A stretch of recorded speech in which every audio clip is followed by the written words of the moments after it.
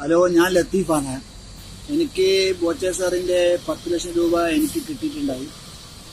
പക്ഷെ അത് കിട്ടിയെന്ന് വെച്ച് കഴിഞ്ഞാൽ ആ സമയത്ത് ഞാൻ ആക്സിഡന്റ് ആയിട്ട് ഇങ്ങനെ 2-3 ലക്ഷം ഉറുപ്പ്യ ഹോസ്പിറ്റലിൽ കൊടുക്കേണ്ട ഒരു ഘട്ടത്തിലായിരുന്നു ഞാൻ.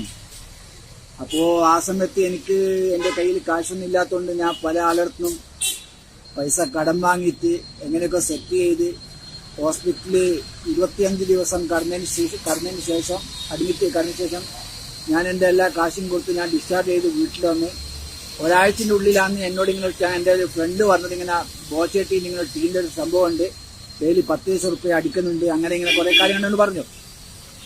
അങ്ങനെ ഞാൻ അവൻ തന്നെ എനിക്ക് ബോച്ചേട്ടീൻ്റെ ഇതെങ്ങനെ ഓൺലൈനിൽ എടുക്കേണ്ടതെന്നുള്ള എനിക്ക് പറഞ്ഞു തന്നു.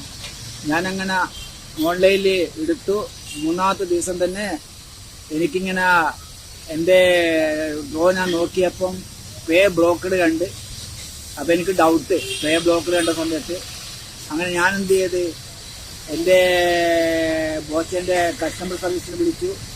അപ്പോൾ അവരെന്നോട് പറഞ്ഞു, ഇയാൾക്ക് എന്തോ കുറച്ച് കൂടുതൽ പൈസ അടിച്ചിട്ടുണ്ട്, എത്രയാണെന്നും പറഞ്ഞില്ല, നിങ്ങളെ ബോച്ചേശ്വരെ വിളിക്കൂന്നാണ് പറഞ്ഞത്. അങ്ങനെ എന്ത് ചെയ്ത് ഞാൻ പിന്നീട് 2 ദിവസം കഴിഞ്ഞ് വിളിച്ച സമയത്ത് വേറൊരു കസ്റ്റമർ ലേഡി എന്നോട് പറഞ്ഞു, ചേട്ടാ നിങ്ങൾക്ക് ഒരു